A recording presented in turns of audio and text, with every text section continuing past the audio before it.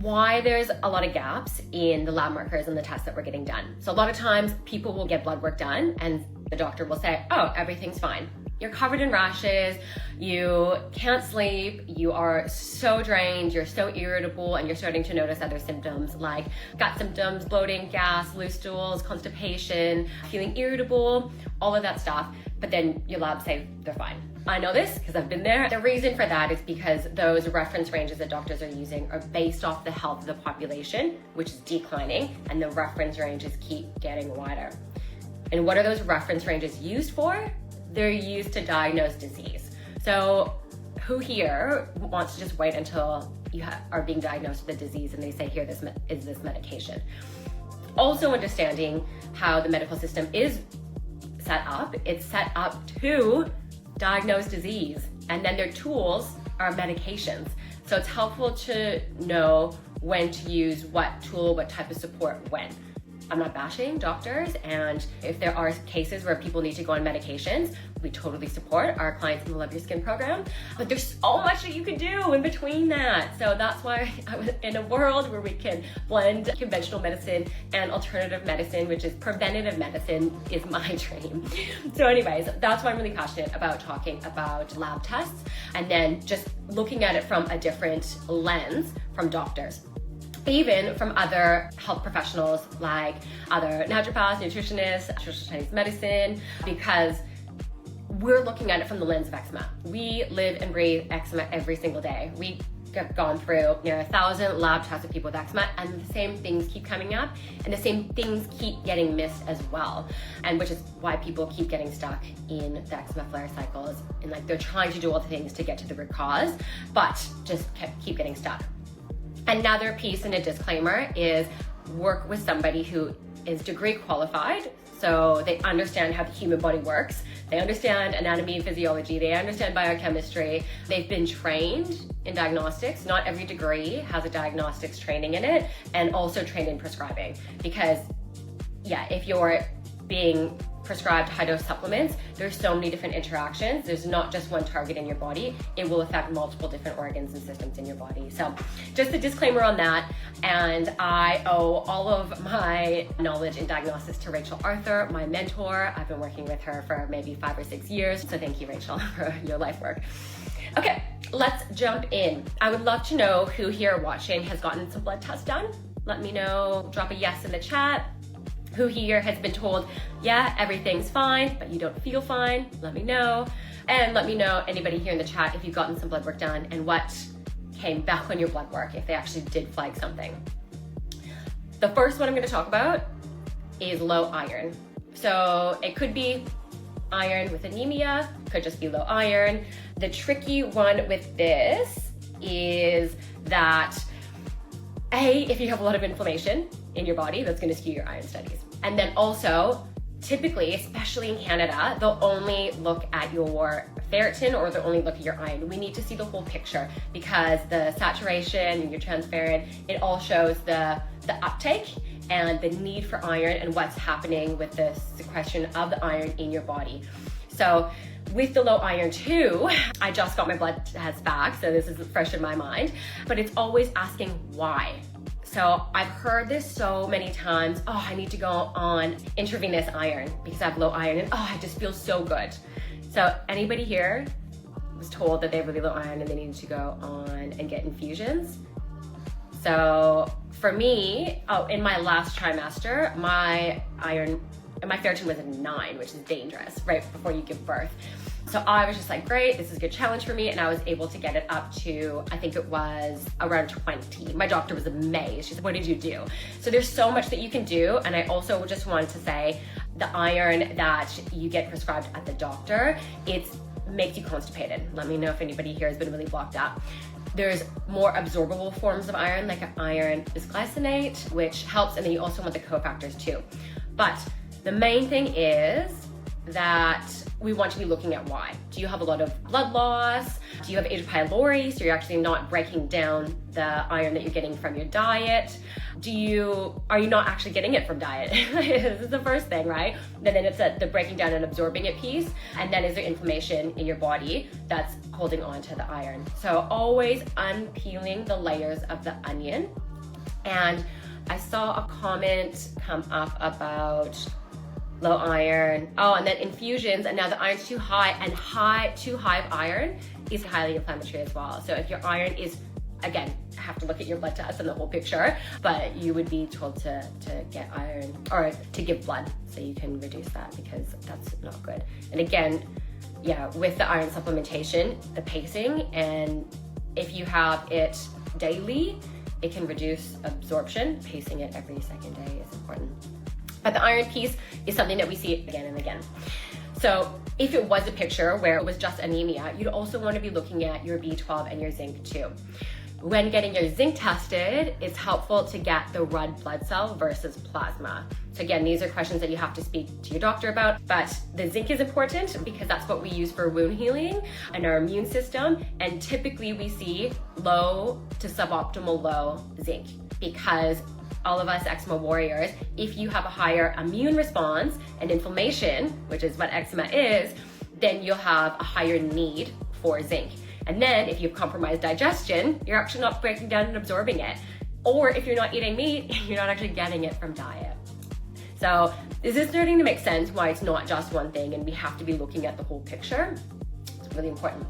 So other ones are vitamin D. I think that's pretty common across the board. I think a lot of people get or self-prescribe themselves with vitamin D. Depending on your vitamin D levels, sometimes you have to do a higher dose. Again, vitamin D is fat soluble, so you have to be having it with fat, otherwise you won't absorb it. Another one is protein, because we need more protein when we have a higher turnover with your skin cells. Cool, so that's nutrient deficiencies. This is a really big one. There are multiple other ones as well. Those are just the basics. And then, like I was saying, peeling back the layers of the onion. Why? A lot of it leads to gut dysfunction. And then obviously just, are you actually getting it from your diet? And you can't just be taking supplements. Supplements aren't just gonna solve your problem. They help you get back up to baseline when you're deficient. But then from there, you need to be able to use food as medicine because it's in a regulated amount. And one of the things that had triggered this conversation about doing this live, because we had some really good questions on a post that I did on using liver. If anybody wants to be tagged in that, comment liver in the chat. But somebody had asked, oh, will you get too much vitamin A and will you get copper toxicity? I've heard about this on the internet. So I had responded back with, vitamin A toxicity is very rare. You'd have to be doing a high dose for a long period of time, and you're not going to get toxicity by using food. And the same with copper. Misconception out there, everybody talks about copper toxicity. The actual problem is the zinc. It's a zinc to copper ratio. So it's a low zinc, like I was talking about before, to copper ratio. So that is another test that's helpful to get done as well. All right. So next I'm gonna move on to hormone imbalances. Let me know in the chat here if anybody has suspected hormone imbalances, so painful periods, PMS, heavy flows, breast tenderness, or like fatigue, not being able to produce enough cortisol, just like always feeling like you're flatline, waking up after 8 hours sleep and still gassed. Thyroid imbalances is a huge one as well. So with the thyroid panel, so this would be for the females, your sex hormones, so your progesterone and your estrogen. Depending on what's coming up, you could get a full panel, but also depending on what we're looking at. If we're looking at progesterone, which is typically the driver of high estrogen, everybody thinks high estrogen is a problem, but a lot of times it's the low progesterone. You want to get that 7 days after you ovulate, that test done. So the timing here is so important. But if we're looking more at estrogen, we want to do it about 2 to 3 days into your cycle, just to see the peaks and the troughs, because we know your estrogen, your progesterone go high and low. And this one is particularly important because is there anybody here who gets flares and the rashes get worse before the period? Because high estrogen increases histamine, high histamine increases estrogen. It's a double-edged sword, and it's a really tricky one. So that's a really important one as well. And so again, it's not just, oh, it's an estrogen problem, or it's not just a progesterone problem. Is it actually histamine that I'm producing from my gut, or neuroinflammation, which creates histamine from stress? Does that make sense? Always. multifactorial. So another one on that topic, and what can be a driver of that hormone imbalance, is stress. So I'm going deep. I was like, keep it basic, Alicia. But when you have high stress, what happens is we call it the cortisol steal. So it actually steals the pregnenolone. So you have your cholesterol, DHEA, and then it breaks off into your sex hormones. But if you're highly stressed, because our fight, flight, survival mode and our vital organs will steal that cortisol so you can run away from the tiger so you don't die, because you don't need your sex hormones and to bear a child to survive. So this stress piece is one that's missed a lot when talking about hormones. And it's a piece that everybody's like, yeah, I'll deal with it later. You got to deal with it now. So those pieces in terms of stress and hormones, is everybody following? Yeah, I see painful periods. Yeah. So next to that is thyroid dysfunction. Does anybody here suspect that? So your thyroid is your master regulator of your whole body. And the problem with getting the blood work done with conventional ranges, the reference ranges, like I was saying, is way too wide for a thyroid stimulating hormone, which is it's just the classic test that they run. So what does that hormone do? It stimulates the thyroid. So it stimulates the thyroid to make your metabolically active thyroid hormones, which are T3 and T4, get these done, and get your reverse T3 done too. It typically can be an extra cost, but if that's something you're worried about, worth the investment. So by the time the thyroid stimulating hormone is out of range, these hormones haven't been working for a while. So then that's when they diagnose disease. So doesn't it just make sense to get those metabolically active thyroid hormones tested first to see, are we actually converting the thyroid? Are we producing enough? And most times it leads back to a nutrient deficiency: selenium, iodine, zinc, Bs. So there's so much that you can do, even if you've been diagnosed with autoimmunity, whether it's on the thyroiditis side or on the Hashi side. There's so much that we can do to reduce the antibodies. And every week when we get on the practitioner call, like something that we're always just, yes, it's such a win when we see those antibodies go down. So there's so much that you can do there. That's a big one, right? And when I just got my blood work done and I asked for the full panel, and I did have to pay extra just for peace of mind. Also, for any of the mamas out there, thyroiditis post-birth is really common. So that actually is a good time to get it tested because of the risk for thyroiditis after you give birth. All right, is everybody still following? Any questions? So next we'll go to liver function, kidney function, and immune. So the liver function, the reference ranges are just way too high. And again, when you have your AST, ALP, GGT, once they're out of range, that means that those enzymes have been produced for a long period of time. And that's not even showing liver overload, it's leading to liver disease.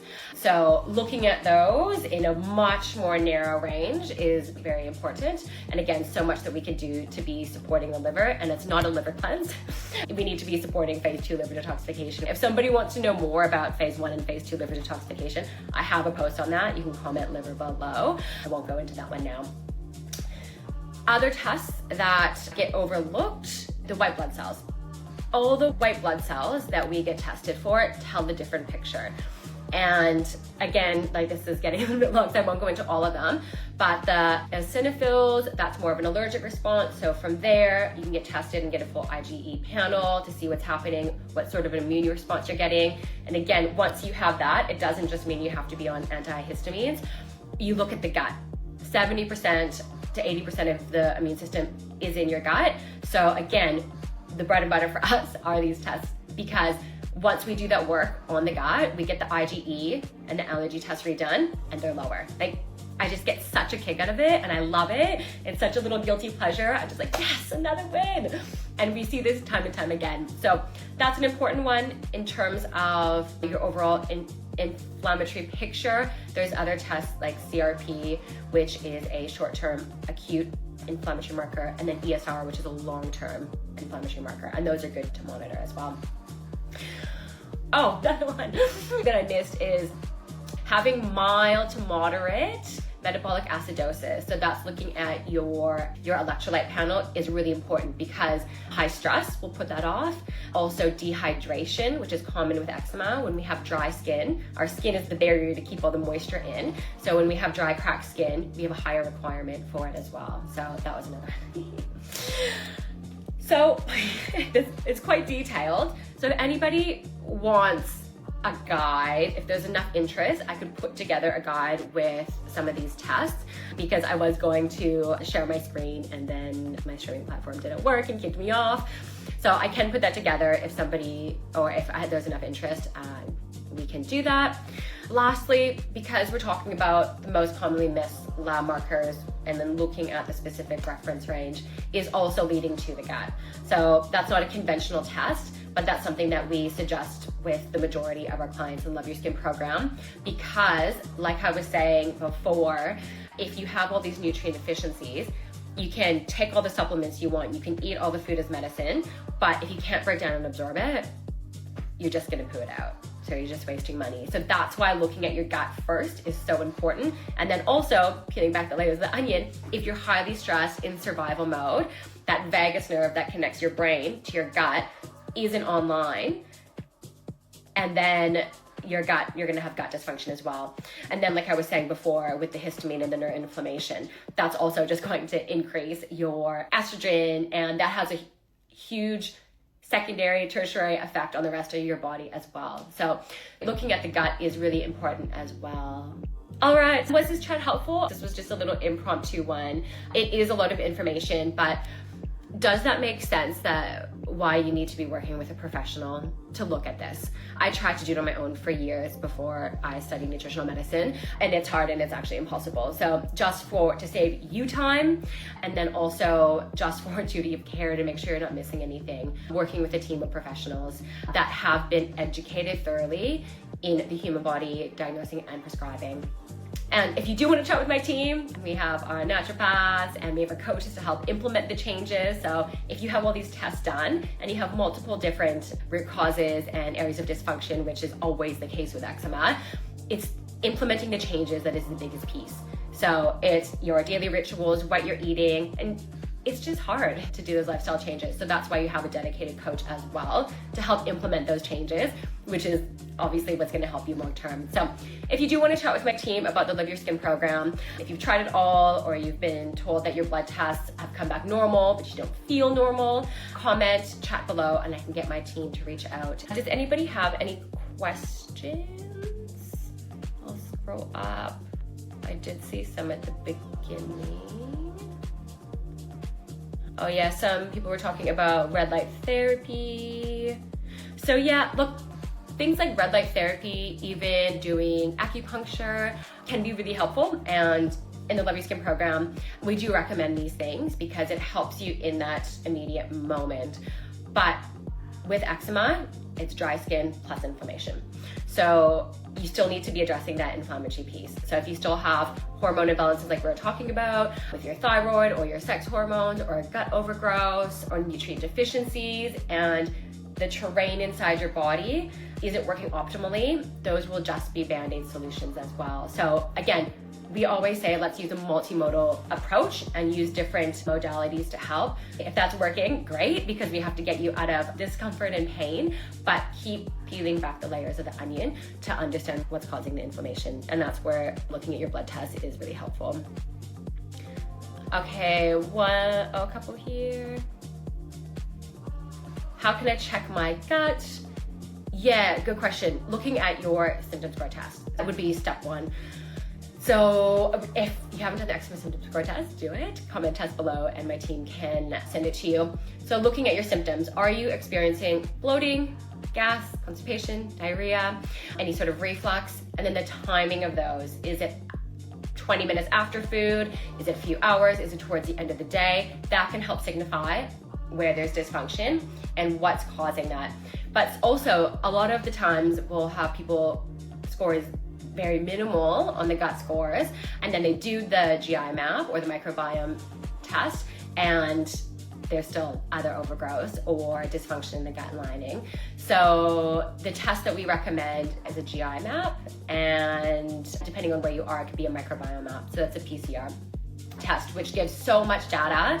And I will just say, save your money, don't do the at-home ones, because it's very generalized information. So when you're providing just the general public with either supplements or with testing, it's general because you don't have the knowledge to do anything with it. So that's why I definitely recommend investing a little bit more money into doing a more thorough one, so we actually can look at the pathogenic overgrowth in there as well.